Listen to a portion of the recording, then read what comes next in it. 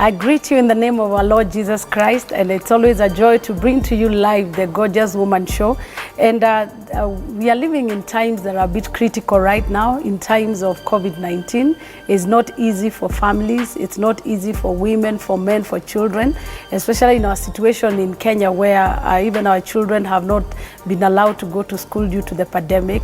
People's livelihood has been interfered with. So many things are changing, and with all these changes comes challenges in families, in individuals, that I think one of it that is major that we need to address. And personally, as a professional counseling psychologist, I felt it's important for me to address this issue because it's affecting many of us. We have seen couples killing each other, a husband killing the wife actually, a case we had where a woman killed her children, and it's happening so much. And I think it is time as a nation and as a people, and especially the Church of Jesus Christ, address the issue of depression. If we don't deal with it, then we are going to have a society of potential threats in our communities, and we do not know what to do. And I felt it's important to just highlight because you could be having a loved one right now, you are in the house or wherever you are, and you may not be able to tell some of the signs or symptoms of depression. It's not necessarily that you are diagnosing, but you can identify there's a problem, and maybe you can help them. And if you're not in a position to help them, you can reach out for help. And I want to just talk about few symptoms, and one of it is when you notice your loved one, they have changed their way of life. Maybe they were sociable, they were very outgoing, but suddenly you've started seeing they become introvert, they've withdrawn from what they love to do, they've lost their sense of happiness, and especially excessive hopelessness. When you notice there is excessive hopelessness, that sometimes does not answer to logic. You tell them, you try to encourage them with scriptures, try to encourage them with everything, and you still feel they have no power to bounce back. Then that's a red flag that can tell you it's time to help somebody. When you also notice that there is a lot of interest in the things that they love to do, especially like in children. Maybe they were outgoing, they love to go and play with their mates, they're just cheerful children. And then suddenly you notice they are sulking within them, they are withdrawn, even teenagers. And let me just highlight that depression is not meant for any age. It can affect anybody at any time. So it's important to look out. If you're a mother, you're a father, look out for your children and make sure that their emotional health and their psychological health is taken care of. So when you also notice their sleep problems like insomnia is just basically somebody cannot sleep, and they struggle sleeping, and especially when they wake up they have extreme fatigue, not just the kind of fatigue you say out of a hard work day, out of hard work, and you say that I'm tired. No, it's kind of people are just constantly tired and they feel they have insomnia, they cannot sleep. When you also notice irritability, especially in couples, you can be able to tell when your spouse is not doing so well. When you notice they are irritable, they are easily angered, they shout over things that necessarily they would not have shouted over. Those are signs that can tell you somebody is sliding into depression. Before it becomes a medical condition, it can be dealt with, and you just talk with them because talk therapy is good. When there is social interaction around them, when there is care, when there is somebody that is sensitive, it makes it a bit easier. When you notice also changes in appetite, maybe somebody is not eating at all, or maybe they are overeating, all those things are just signs that can tell you something is not okay. And above all, it's important to notice that even sometimes oversleeping and locking themselves indoors, that could be like when almost depression is taking over their lives, managing their lives. That friend that you have not heard from, which is not ordinary, that person that is no longer calling you and you hear they're in the house, sometimes be a good friend, be a brother's keeper. Just call them and ask them how they are doing. When you notice they don't want to get out of the house, go and try to talk them out, because depression sometimes shows somebody there is hopelessness, nobody cares, they feel a feeling of isolation, they want to stay indoors, not because they want to, but they feel the helplessness on the inside is making them close themselves indoors. And lastly, thoughts of suicide. There are so many others, but I want to, for this broadcast, because the Gorgeous Woman Show, as always, we bring to you a guest. When you have suicidal thoughts, when you feel you've begun to idealize about death, you have ideas about death, death looks like a way out, like an option. And once in a while it has happened. Even in the Bible, it happened to a man like Elijah, where he felt suicidal and he said, I'm the only one left. So depression can happen to anyone, can happen to even men of God, can happen to parents, can happen to people that you even look up to. So make sure that you are a brother's keeper, especially in these times. And that was just my charge to you. Be a brother's keeper, reach out to somebody and make sure you make somebody's day better. And as always at CTN TV, and I always bring to you a guest that has a story. And my guest today has an amazing story that will cheer you on, that will tell you even if there is affliction, God is a deliverer. Her name is Kate Kehara. She's a cancer survivor, 2-time survivor, 2 times, not once, twice. And then for 9 years, God miraculously has healed her. She has been cancer-free. So welcome so much, my guest. Thank you. Kate, yeah. Could you tell us more about you? Who is Kate? Where does she come from? Where was she born? Are you born again? Yes, thank you so much, Rev, for having me. Yes. My name is Kate Kehara. Yes. I am born again. Amen.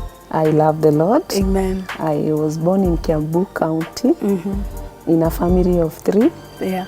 I'm the last born. Last born. You Yes. must have been spoiled by your siblings. That one I was.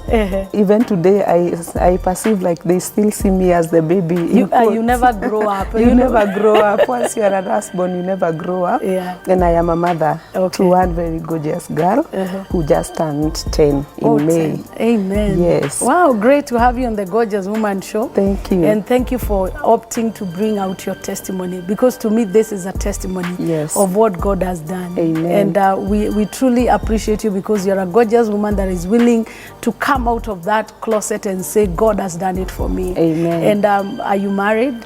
Yes, I am married to one Mr. Josephat Kehara. We celebrated our 11th year this year in April. Great. Yes, and I thank God for him. He's really been of great support in this journey. Amen. Yes. So I can see you're a very jovial person. What do you do when, like in this time of COVID-19, that we are talking about depression, because it's a real thing. So what have you done to keep yourself positive and excited about life? Well, I thank God because He has given me strength. You know, having come from a journey of cancer, I have had my bad parts in life, and I have had times I have been very low. But generally speaking, I'm a jovial person. In fact, sometimes I look at my photos, the ones that I was taking when I was going through the cancer journey, and even the particular ones that I was taking in the hospital, they all have a smile. Oh, nice. So I am this person who will smile, even when I was very down and people were coming to see me in my house to encourage me. You know, the way you expect to go and find a person crying with a gloomy face, they would come and I'm in pain, yes, but I will always afford a smile.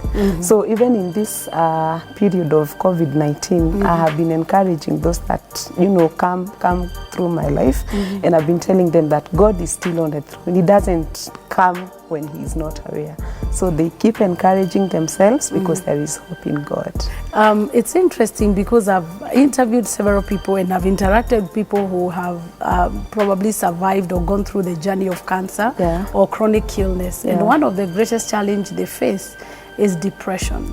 And as we have seen right now, even it's very interesting that people are shocked that even comedians that make people laugh, behind the laughter, there can be depression, there can be sadness and sorrow. So were there moments when during your journey where you felt depression was a challenge? Yes, there were moments that I really found myself very down because as a Christian, so to say, people would expect you, the fact that you have faith in God, they would expect you to be strong all the time because you have a source of help. It is true. But there are those times that you would feel in your heart, God has let me down. It is true. Especially because you have been a minister in the house of God.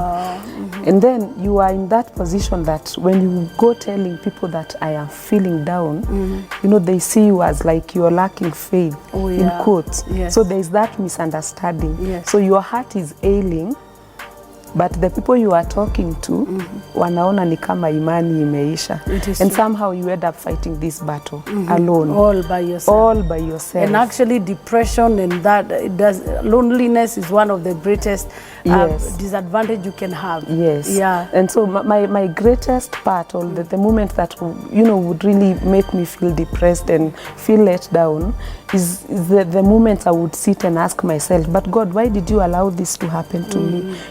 Considering for as long as I have known myself, from the time I matured, I have always served you. I have always been in church. And then I would keep on asking. I wouldn't actually understand. So you always had this feeling like bad things should not happen to good exactly. people. That was me. That is how I felt. And I kept asking God, sasa wale watu nashidanga nikiwaambia uzuri wako, sasa wanashindwa bona kwani huyu Mungu wake ako wapi?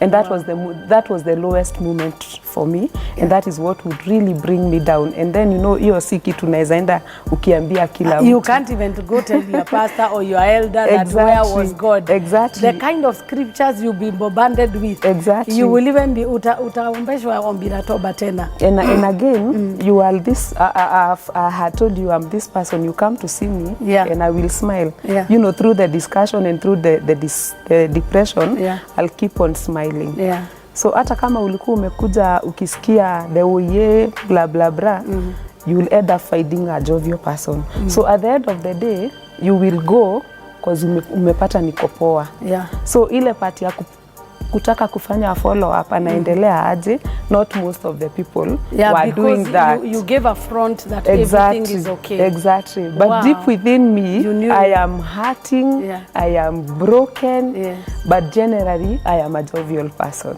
Great. My viewer, before we go for a break, depression is real, and especially even in the church circles. And it's good to allow ourselves to be human. We will go through life issues, through trauma, grief, probably through the life expectation, you did not meet your target, you're going through the valley of the shadow of death. Depression can be real, but the best way is make sure you are talking to somebody and don't put a cover up. Don't show people everything is okay when you know you're hurting. Reach out to somebody, and of course there are numbers on your screen. If you feel you really need to talk to somebody, just talk, because when you talk, once it leaves your heart, it can never come back. And we are going to take a break as we hear the story and the journey of Kate. My goodness, I can't wait to hear the story because I know it will inspire you. I'll see you after the break.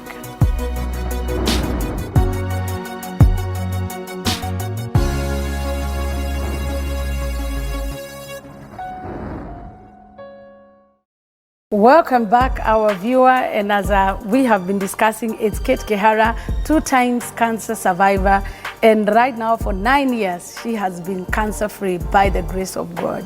So let's go back to where you come from, and we've heard about you asking God, why did I serve you since I was young? How was your childhood? Growing up, I wasn't really a church girl. But not by choice. Being the last born, I remember I have been brought up by a single mother. So we used to live in my grandparents' house. And I remember my grandfather was a farmer, a poultry farmer. So on Sundays, lazima kungebaki mtu nyumbani wa kuchukua mayai. So hiyo ilikuanga kazi ya last born. So I don't really remember going to church so many times because we actually had to have somebody at home. But when I went to high school, that is when I got born again. Actually, the first, they were called what? The CU rallies. Yes. We had a CU rally in our high school. So that is how I got born again. And from then, I have always walked with the Lord. Amen. Amen. And at what point did you get married? Just take us through that journey, because there is a lady that is watching us. Yeah. And right now, people have been calling me and reaching out and saying, Reverend, marriage is not easy. And especially those who are not in want to get in, and those who are in want to get out. Sure. So tell us the journey about how you got married. I met my husband in a mission. Immediately after high school, our church was doing missions a lot. And so there was this time we went for mission in Migori. And, Migori all the way? Migori, yes, Wow. all the way, Beautiful. Migori. Immediately after high school, actually. So I remember this day, I think it was on a Thursday in the course of the mission, and I was the one programming that day, the open air meeting on that day. And you see the way when you have gone out, mnaitananga watu wapeane testimony. So there is a brother I had noticed from the day we came on Sunday, who was a little bit quiet. Yes. Ako tu pale quiet. So on that Thursday, as a programmer, you are the privilege ya kuangalia everybody. Exactly. So when it came for a time to call out people to come and testify. I called him out and he was surprised because tulikuwa zile za mmesalimiana, mmepangwa in the same group ya kwenda door to door meetings. So hata venye nilimuita aliangalia kando just to be sure he's the one. The quiet ones, they always yeah, imagine they so are he not was the like ones. looking and asking me. I said yes, you. So he came, he gave the testimony. Lakini nikitoka pale juu kwa jukwaa alikuwa amenigoja hapa. Nimweleze nilijua jina yake aje, kwa nini nimemuita kama sijamuuliza, mimi ni nani. And that is how you were just a courageous young girl. Yeah, I was, and that is how we became friends. That was actually in 2002, but we were to get married in 2009. So we became friends for that long time. Yeah, because I took a few years before I went to college. Then I went to college. So it was a journey of friendship until finally we got married. So when you saw him, that encounter that day, did you know something, like did you feel love or what happened? No, it was just out of curiosity. You know the way you decide, mimi sitapatia wale wenyewe. You know the talking type or wale tumezoea ama wale wamezoea, and then he was to later tell me hata alikuwa ameokoka huo mwaka. He was very new in salvation actually. So you really ambushed him. So I really ambushed him. Good. I really ambushed him. So from there we became friends, and ile tu mnaongeanga every time unapiga, how are you doing? How are you doing and the stuff. Kutiana moyo. Bwana asifiwe. And finally sasa when moyo. When did he change? When did the relationship change? The relationship changed when I was in college. Because, okay, I took quite some time before I went to college because of the money issues and the stuff. Okay. But now when I was in college, I remember my bishop, because that is another testimony. Mimi kwenda college, my first school fees was an offering that was done in church. Which church is that? It's called Church of Restoration. Oh, what a my bishop, the presiding bishop, had known I had passed in high school. And I had stayed for 4 years. Wow. Na venye niliona hakuna hope, my sister was having a salon. So I went to the salon and I began working as a salonist. And nilikuwa nimejua kufanya vitu kadhaa. And every time he would pass by my sisters, he would tell me, I am not happy seeing you. And you know, you are a bright girl. And he would say it in Kikuyu. Dirake na githomo gĩaku gĩkĩũrĩra mĩtwe-inĩ ya atumia. You know, and he kept saying that. So after the third year he told me, I want you to apply for college, which I did. Ile tu unafanya lakini unajua this one how will it happen. So I applied, and immediately, like in almost some 3 or 4 weeks, the letter came back. And the address I had indicated was the church address. So he's the one who got the letter. So when he got the letter, he called me to his office and told me, barua imerudi, and I'm thinking we will do an offering.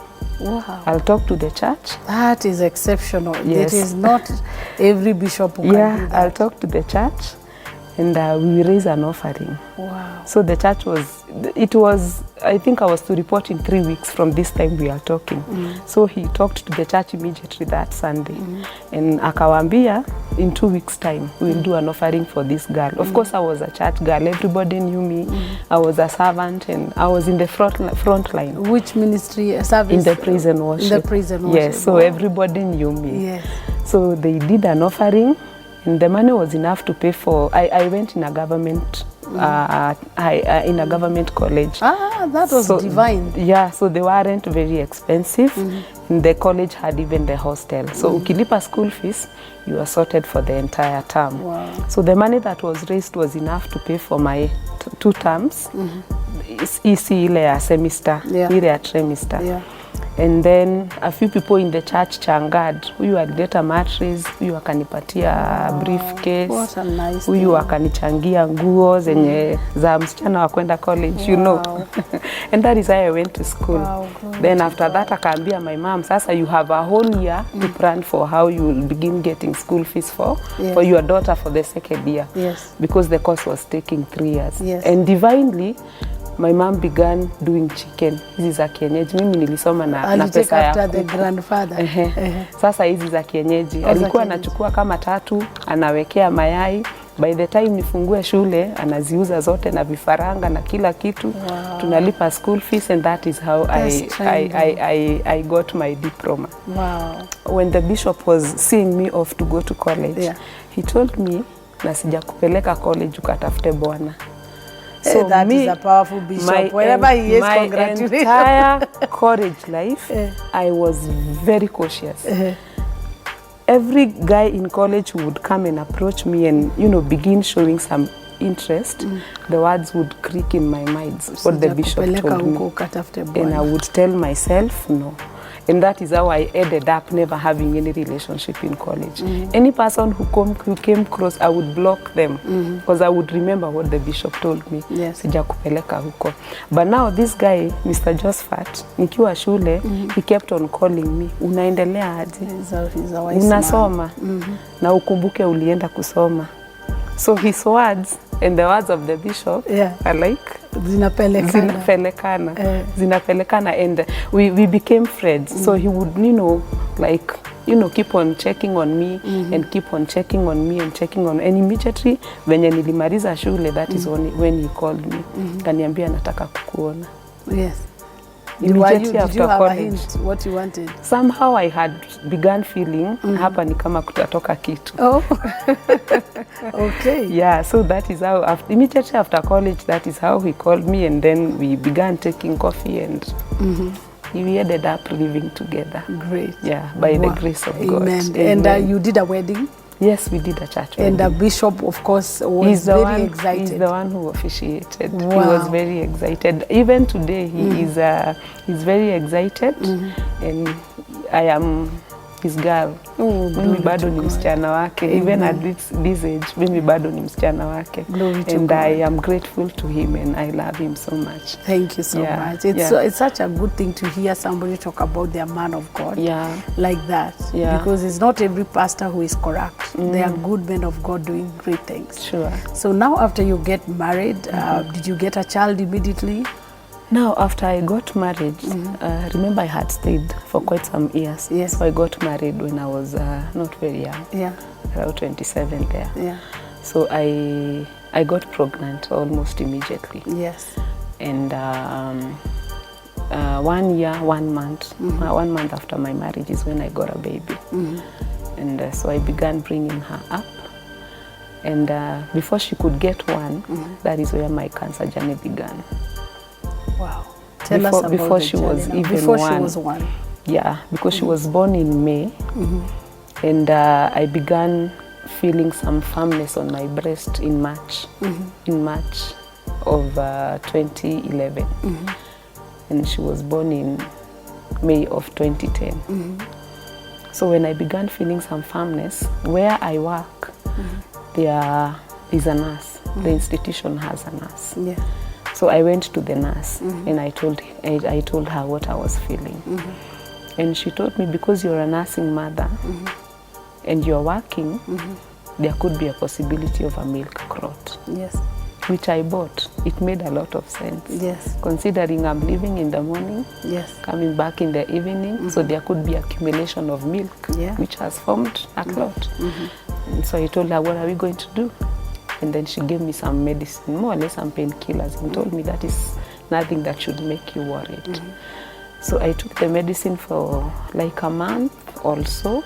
But remember, There was no pain. There was no pain. Yes. And no other symptoms, no numbness. No numbness. The nipple had not retracted. There was no redness, and it wasn't actually a lump. It was some firmness. Ugumu ukisikia, ukiguza unasikia there is something unusual around the skin. And you know, for cancer, before it gets painful, by the time you're feeling pain, it is in the very last stages. Wow. So when I took the medicine, and remember, I'm not in pain. It's just the normal checkup of body. When it didn't go away, I mean, when the firmness didn't go away, I didn't do much with it. I just stayed. So April, I didn't do anything. Then May came. And the baby is still breastfeeding? The baby is still breastfeeding. So May, I began feeling like the firmness is, you know, extending and becoming a little bit bigger. And I decided to go and see a different hospital. I mean a different doctor. There was a friend of mine who was working in Kiambu District Hospital.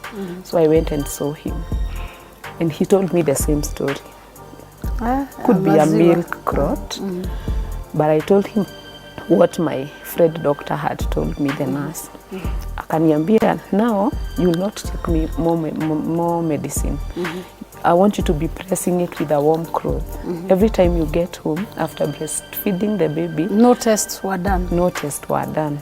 Take a warm cloth and then just rub the place tuone kama hiyo clot itaisha. That is what I did. How long did you do that? I can't quite remember, but it should be around 3 months, 3 weeks, 3 weeks to a month. So by the time we got to June, now I began feeling some discomfort, and I began feeling the area becoming hot. But sio sana, occasionally, unasikia ni kama kuna joto kiasi. This time I have not told anybody, except my husband, of course, I'm telling him. So one time nikamwambia, I think I want to go and see another doctor who will do a test on me. So I went to a hospital. I gave the doctor my history and what I have done. And he said we should do an ultrasound. I went, did the ultrasound, and the radiologist tried to explain to me, but sikushika. Akaniambia, depending on what I have seen in the ultrasound, I want to send you to the theater for a biopsy.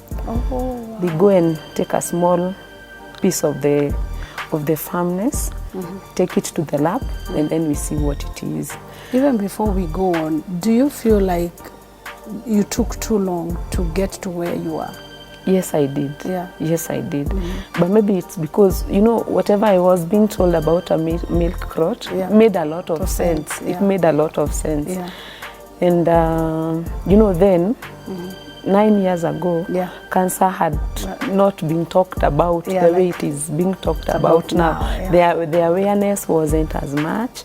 And then that time we had the notion that cancer is for the post-menopausal woman. So for me, who was actually below 30, it wouldn't even have been an idea. And it's actually a diagnosis people were running away from. So it actually wasn't anything that I would have ever thought about. Not even in my slightest idea. I wouldn't really have thought it was it. So I went for the theater, and the radiologist had told me it's a very small procedure. They will actually just do a local anesthesia, then take a small piece of it, and then take it to the lab. But when I went to the lab, the person who was doing, I was to realize this later, after nimeamka, because aliniambia atanigadisha mwili wote. And it wasn't a big deal. I'm just cool, do your thing. And let's go, let's know what is So those ailing. were two conflicting... exactly. So after niliamka, ndio nilijua nilikuwa... after niliamka, ndio nilijua he decided to like cut the breast and cut the big firmness that was in the breast. Why? Because I found myself with a big wound, and I asked, why am I having a big wordage on my breast? I had been told it's just like a small procedure. And I was told that they realized they needed to get a bigger piece. Of course, I didn't make anything out of it, so I just went home and began nursing my wound. And I was to pick the results 2 weeks later. Because so what explanation did they give to take out the whole chunk of the swelling? The doctor said that he realized it was big, and he thought that removing the whole of it would be better than removing a smaller piece. Okay. And I didn't have any issue with that. Yes. So I went home. They were to give me the results 2 weeks later because they didn't have the capacity to do the biopsy. So they sent it to a bigger facility. So 2 weeks later I went. And when I went to the theater reception, the receptionist told me the doctor who did the procedure is not in, and he is the only one who can give you the results. Wow. So go and come back next week on Thursday. Oh, so me, I went home. Oh, of course, all this time, I'm not thinking this thing is going to turn out to be cancer. They have not even told you they're testing for cancer? No, they have not told me. But right now, when I read the results that I was given by the radiologist, if I had any information about cancer, I would have known right then. Oh. The ultrasound results, zinakuanga zimeandikwa, it is highly malignant. Oh, yeah. But me, unaona vile unasomanga results za daktari and you really like, I'm not a doctor, why should I really like spend all my time trying to understand? And the doctor will explain, it for me. The doctor will interpret. So that was my notion. Okay. So I'm here, I am with the results in the house. They are saying the tumor is highly malignant. I don't know, I'm still waiting for the results. So I went, and I came back the following week, and I still found the same girl. And she told me, unfortunately, again, the doctor is not in. Sasa nikamwambia, sasa leo, sitaenda kama sina results. Are the results here? Yes. So give them. They are mine. Whatever the case, nipatie, lakini sigoji daktari tena. Niambia, the doctor has said ni atakupatia. Nikamwambia, sasa na hayuko. Nilikuwa last week hapa. Is the wound healing now? The wound has healed. Oh, has great. healed. I'll not keep on asking for leave at work. Nikujie results.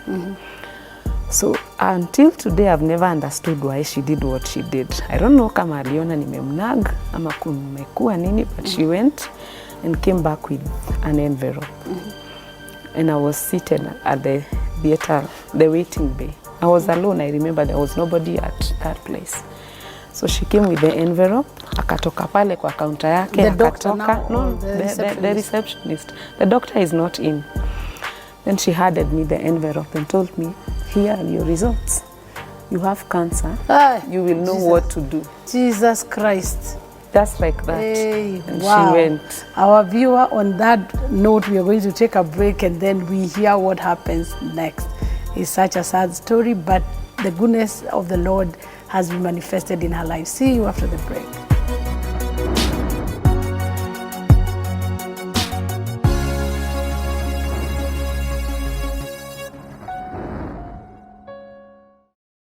So welcome back, our viewer. My guest is Kehara, a 2 times cancer survivor. And right now she's declaring of the healing of the Lord because she's 9 years free of cancer. And wow, we stopped at where the receptionist gave you the results. Yeah. And told you have cancer. Yeah. Wow, that must have been too much for you to handle.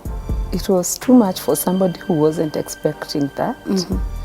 It must have been too much for somebody who was alone in the hospital, because I actually passed to the hospital on my way to work. So I was alone and I began screaming all over. I couldn't take it. So why did she decide to do it and she's not the doctor? I've never understood. I've never understood.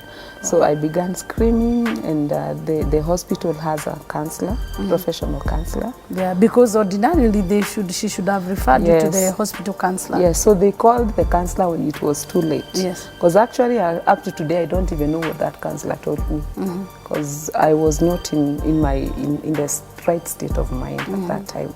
So he tried talking to me, and when he realized he could not put any sense into my head, he asked me whether there is somebody I would talk to, and I gave him my phone, And the first person he got was my sister. So he called my sister, and he began trying to explain to him who he is and what he wants. And I think ni kama sijui, I don't know what had happened to my mind, and I just snatched the phone from his hands. I told my sister, I'm in the hospital. I've been told I have cancer and I am dying. So you are in a state of shock. Yes, I think. But it also depends on how the information was disclosed. Yes. So they came very fast with my husband and my brother, and that is how the journey began. Wow. The first 1 week was tough for me. I remember I was crying all day, all night, and the challenge was I have a baby. This time she's 11. No, she's one year and 2 months. She's not understanding what is happening. So you are detached from her. Yeah. Because you can't, you are dealing with your own mountain. Yeah. So the first 1 week was very tough for me, but my family was very fast able to come together and decide on the treatment plan. And somehow they did not like really inform me on the process of how the treatment will be done. So you were just looking given for the results and you were told to go. Yeah, now when my sister came, we went home. But then we decided this hospital has somehow mishandled me. So there is no way we are going back to them. So we decided to look for a different hospital.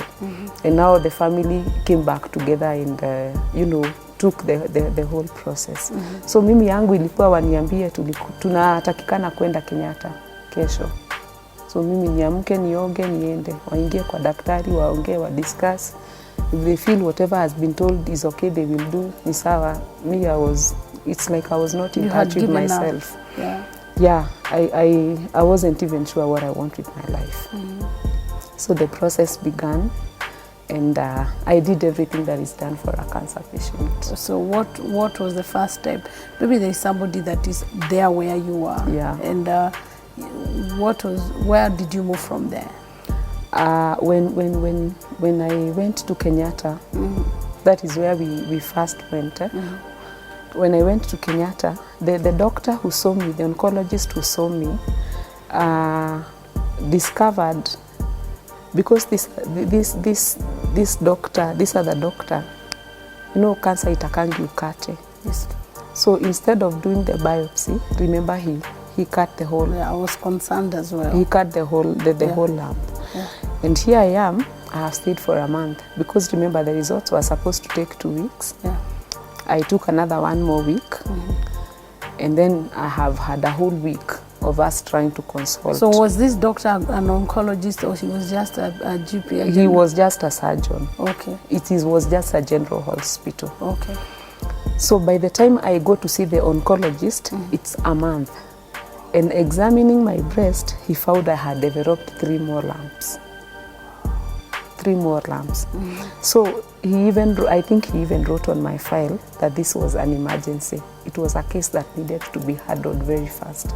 Considering I was young, and considering that now the disease had become aggressive, very aggressive. So I was able to be handled in Kenyatta very fast, very, very fast. And within, I think, a week and a half or 2, from the day I began clinic, I was admitted for surgery. So I began with surgery. I did my surgery and I was given around a month for the wound to heal, which healed very fast. Then the doctor now transferred me to the chemotherapy department, again in the same facility. But when we went, this is September now, we were told that the facility is fully booked for chemotherapy, and I was told to come back end of January. Wow. That is when I should begin my chemo. So you can imagine, from September, it was fully booked all the way up to January. So the family again met and decided we cannot wait for that long. We went to different hospitals and we finally settled for MP-SHA. And we did a fundraising because cancer treatment is very expensive. How expensive? Like roughly? Very expensive. Then I remember I spent around 700 to 800,000 then in 2011. 2011. Because every chemo session was costing between 45 to 50,000. And that time, the NHIF had not chipped in. Yes. So you pay everything from your pocket. Yes. Then the lifestyle changes. The food, the diet. The diet and everything. Very expensive. So I did chemo, 8 sessions. I did radio, 20 sessions. And that is another chapter. Did you lose your hair? Did you Oh go yes, through I all did. those? I did. In fact, I knew I would lose. I actually make fun of this because I knew I would lose hair. Because when I knew I had cancer, I began reading a lot. Okay. And wanting to know exactly what will happen to my body, what do I expect. So I knew I would lose my hair. But nobody told me how, or nobody had discussed how this will happen. So one day, I came from the bathroom and I went to comb my hair. So when I knew the hair will fall off, I decided I will not braid and I retouched my hair. So I'm standing in the mirror after the bathroom and I want to comb my hair. This is after the second chemo. I had begun monitoring that the hair was, you know, you get 2 strands, kamoja kamoja ukichana. So I thought, hivyo ndivyo itaendelea. Itaenda gradually. Gradually. So this day I'm standing on the mirror and I went to comb my hair. So when I put in the comb, went to comb in the hair, ikatoka na yote. What? I was like, what just happened? So I decided, let me see what is happening. So I held a kituta. I didn't even apply a lot of force. Did like this, all of it. Hello. So hata ile ilibaki, nakubukanga nilifanya tu, nilitoa tu. Just removed and just like that. Did you feel bad? Yeah, I felt bad. I sat down, looked at myself, you know, cried. And this reality, you know, began hitting on me. And so everything else just came off, the eyebrows, the eyelids. Anywhere you have hair? Yeah. Wow. And actually there was a time where I work, because I was going to work occasionally. Pahali nashukishwa na gari, there is a distance. There is no shade. So kukinyesha ukiwa on the way, either uingie kwa niba ama unyeshewe. So there was this particular day nilishuka gari and it was drizzled. Because you were walking, you know, bald head. Yes. At some point I decided it's my life. Yeah. It's my life. So yeah. Whoever thinks whatever they want to think, let them be. Yeah. So this day I'm walking to work and it began drizzling. Unajua nilinyeshewa, and that is how I realized the eyelids are important. Maji ilikuwa inaingia tu kwa macho, inakuja inaingia kwa macho. Wow. Inakuja inaingia kwa macho. Yeah, because of time, so you were treated and you were declared now you're free of cancer. Yeah. So when did you have the relapse? So after the treatment, the doctor told me that now we'll be doing tests every 6 months. And I faithfully began doing the every 6 months test. So the 6 months anafanya kidogo. After the 1 year, we do detailed test. So on the 7th year is when I realized I had a relapse. This is in 2018. In 2018, again around March, I began feeling some discomfort in the area of the neck. And it began bulging and having some swelling. I went to the doctor. We examined, we even did an ultrasound. There was nothing. And the doctor said maybe I had strained the muscles in my hand because this hand is a bit weaker. And maybe that was a muscle issue. So when I went in July, I usually do my test in July. I told the doctor, I feel like we should do an extensive test on this area. Because once bitten, twice shy. Yeah. So we did the test and I was told to wait for the results. When I went for the results, so when again I realized that cancer had come back. Wow. In July again. Remember the first time was in July. Yeah. And this happened again in July. Yeah. And this time it was, because you know, 7 years you know, even in the corridor of God. Yeah. 7. It's supposed to be your time of rest. Exactly. Yeah. And so I was asking God, why? How? Yeah. I had even somehow forgot I had cancer. And I began living my life. Even after the first diagnosis and treatment, I went back to college, did my degree, graduated, passed so well. Wow. And I'm up and about, you know, living life like nothing had happened. And here I am. Wow. But there is something that I did. When I got this diagnosis, 2 weeks away, I had booked myself in for a prayer and fasting conference that was happening in Mombasa. So when the doctor confirmed that the disease had come back, he told me, this is serious, we have to do it immediately. Oh my goodness. So when I went home, I was asking myself, do I go for prayers? Do I begin treatment? The doctor has said it is serious. And after a lot of consultation, I decided, let me go and talk to God first. I will not talk to the doctor first. Yes. And just like that, I decided I'm not beginning treatment first. And I went for the prayer and fasting. In fact, nikiwa conference, the doctor tried calling me. Because maybe he was wondering, huyu mgonjwa alienda wapi? Wow. And so during the prayer and fasting, no, umewahi enda pahali ukiwa na imani, narudi kama haiko. Nitaamka asubuhi nipate hiyo uvimbe haiko. It was notable. Yeah, it was noticeable. Wow. So in the conference I prayed, nothing happened, and I came back. And I remember hata nikiwa kwa SGR nikirudi, I was a disappointed person. You know, I've gone to prayers, I have come back with my illness. What is happening? So I came back anyway, and I began the treatment from square one. Repeated everything from chemo, radio.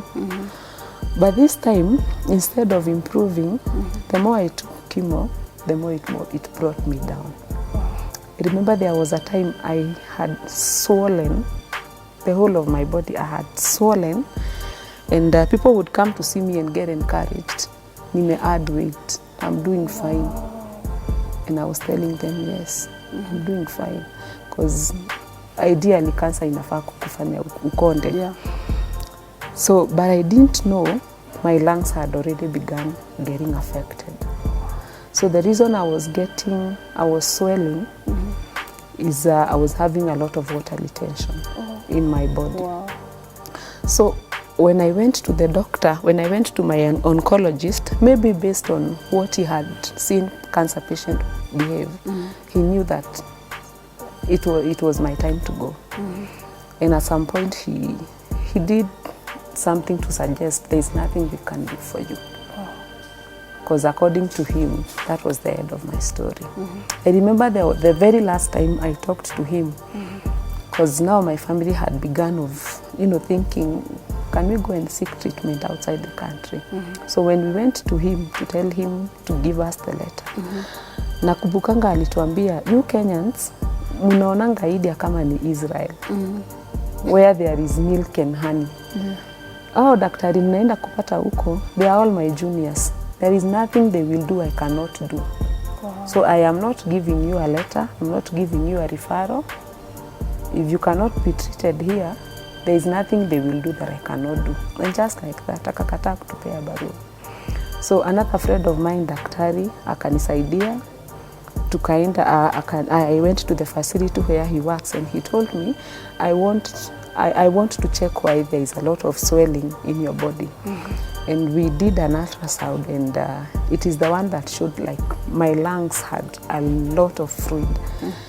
Ideally, a normal person should have a few milliliters of fluid in the lungs. But when they removed the fluids in my lung, my left lung had 1.3 liters of fluid. That was too much. You could hardly breathe. Yes, my left had 900 milliliters of fluid. In fact, it was too tough. I couldn't make more than 15 steps. Singetembea, nifanye 1, 2, 3, 4 to 15. Singetembea. Wow. In fact, kutoka kwa sitting room, niende kwa washroom, hiyo ilikuanga safari. Nikienda sitting room, niende washroom, lazima nipumzike huko kidogo. ndio nipate energy ya kutoka tena nirudi. And then I began coughing. I could cough and cough. I remember there was a time church members came for a fellowship, and when they were praying, I began coughing. I coughed until nobody could pray. They all of them sat, including the pastor, and just watched me cough. As in everybody was like, and somehow I remember that time I also began feeling like it is my time, I'm going. But I began having a discussion within myself, and I was telling myself, Kate, why are you even fighting this battle? Why don't you just go? The first time it was okay for you to fight. Mtoto alikuwa mdogo. The kid was 1 year. Lakini saa hii ni mkubwa. Why are you even fighting? But again, a voice, and I usually say it's the Holy Spirit who talk to me and tell me, but why should you die? That's true. How about God? How about the people who have been giving a testimony that God heals? How about the people who see you and see God? You know, how about his power of healing? And that was the fight I kept, you know, fighting and fighting and fighting. And I remember there was a day there were friends of mine who had come. Somehow, nyumba yangu ilibadilikanga ikakuwa Sunday ni kama church. People would come, hawa wanakuja, wanafanya fellowship yao. Before they finish, another group inakuja. It did. Wow. It did. Sunday used to be my best day. Because hata nilikuwa najipanga na maziwa mingi na mkate, jinajua leo wageni watakuja. And I remember there is this one group that came for a kesha, for a prayer kesha in my house. And they told me, we understand you're not feeling very well, but either way hauendi kulala. Unakaa na sisi kwa kesha. And there's one lady who read for me a verse that, you know, turned around every day's prayer that I had. Proverbs 18, verse 14. I didn't know the Bible had, you know, such perspective of life. Kwanza alisoma na Kikuyu, but in English, it says, the spirit of a man sustains him through illness. Yes. But a broken spirit, who can bear? Yes. You know? Modo kweyumiria emurwaru ni ahonaga. And I felt, wow, this is good. So I need to keep on pushing. I need to keep on encouraging myself. And I need to keep on pushing and pushing and pushing. And so I went through the whole treatment. Not through the whole treatment. Okay, after I realized chemo was bringing me very down. At some point I told my husband, I'm not doing this chemo again. And I refused. When I was supposed, the first doctor gave me 6 sessions. I changed the doctor, and he told me I'll take 12. So I took 2. After the second one, I told my husband, mimi hii tocha nimekata. I'll not take chemo again. If God will not heal me, kama sikunywi chemo, I am ready now. But I will not take chemo again. So when did the break come? Because we have few minutes. How are we now talking to you now? What has God done between then and now? Now, when I said I will not do chemo again, I had always wanted to do a PET scan that checks the extent of cancer in your body. So when I decided I'll not do chemo again, I told my husband, I feel like it is time I did a PET scan. Because I believe I'll do this PET scan and it will say there is no cancer cells in my body. So we planned and we traveled to India. So when we went to India, we took the PET scan. And prayer free, I remember when I was in the PET machine, at some point nilingia ikakataa kufanya kazi. Because all this time in the waiting, I was praying and I was telling God, this machine, if there is anything, please remove it before I get into the machine. And I want, as I get to the machine, let it see there is nothing. And when I went to the PET scan, when they were trying to take the image, ikakataa kufanya kazi. And I remember the Muhindi came from, you see the karumu anaangalianga na kio from the other side, came and told me, Kate, we have to get you out and restart the machine because something has come up. So they took me back to the waiting room. And when I went, I told God, you know, God gave me this revelation. He was in the process of checking and he found there is something. So that is why the machine has refused to work and I have to be taken out. Amalize kuitoa, ndio nikienda kwa PET scan, there will be nothing. Such faith. And so I took another like 30 minutes, was taken back to the machine. you take around 20 to 30 minutes in the PET scan. So it checked, and when the results came the following day, the doctor was like, why were they even giving you chemo? There is no cells in your body. Why were they even giving you chemo? You're not supposed to take chemo again. Those were very strong medicines they were giving you. So as at now, no chemo again. We will dismiss you on very, very slight medicines just to manage and to make sure to prevent, not to cure, to prevent the relapse. But as for now, we cannot see any cancer cells in your body. And I was like, God, wow. How now? Amen. And I was supposed to have taken another 10 sessions of You chemo. got healed instantly? Yes. And the joy came back? I did. And when I was coming back to Kenya, I was one very excited person. Wow. And okay, the very first time, I never had the courage of talking about my story and talking about my testimony with cancer. But when I came back, the Lord took me to Luke chapter 5 and verse 14. When there was this man that was healed of cancer, I mean of leprosy. And verse 14 says, you know, Jesus told him, in verse 13 he told him, I am willing, be cleansed. But verse 14, he tells this guy, go, do not tell anybody, but go and tell the priests. Yes. And give the sacrifices of Moses that are supposed to be given for healing, for your healing. And so the Lord told me this time, this healing is not for you. Wow. Go and Share tell the it. priests. Go and share it. Amen. Go and tell it to the world. Amen. Yes, you are the one enjoying, but it is not for you. Amen. And so I began talking about it. I began telling people, and I began encouraging people, because it is not for me. It is for that person who is feeling down, low, and wondering, how is this gonna be? Amen. Just to tell them that God is able to do. You know, my understanding on, you know, the priests, they represent the law. Yes. This is what we know. Yes. And so in my case of cancer, we know stage 4, hata ukisoma survival rate, iko chini sana. So the law, the priests know, cancer stage 4, kama uko na hiyo we anza kuandika will, anza kujipanga kwenda. But the Lord has healed me to go and tell the priests, to go and tell the law, that even your cancer stage 4, it can be dealt with by God. Amen. Thank you so much, Kate, for sharing your story. Is there a way people can reach you? There is somebody maybe going through such a situation and they need encouragement. How can they reach you? They can reach me through my social media platforms. I am Kate Blessing. Kate Blessing. Yes, everywhere. Instagram, YouTube, Facebook. Okay. You just type Kate Blessing. Yes. Utanipata hapo. And they can inbox you. They can inbox me. Great. Yes. Wow, what a story. And I believe that the Lord will sustain you. Just as she was given a scripture that the spirit of a man, in Proverbs 18:14, the spirit of a man sustains him in the days and in the seasons of calamity. So what you need to do is that make sure you don't give up, overcome, fight back, because there is hope for those who are alive. A living dog is better than a dead lion. So you are better off alive. Even if things don't look okay, God will raise you up. And from us and CTN family and all the production crew, is thank you so much for keeping it CTN. Your feedback is important to us. Keep writing to us. And in case you are a gorgeous woman and you have a story that you want to share like Kate with the priest and the people, you're welcome. God bless you.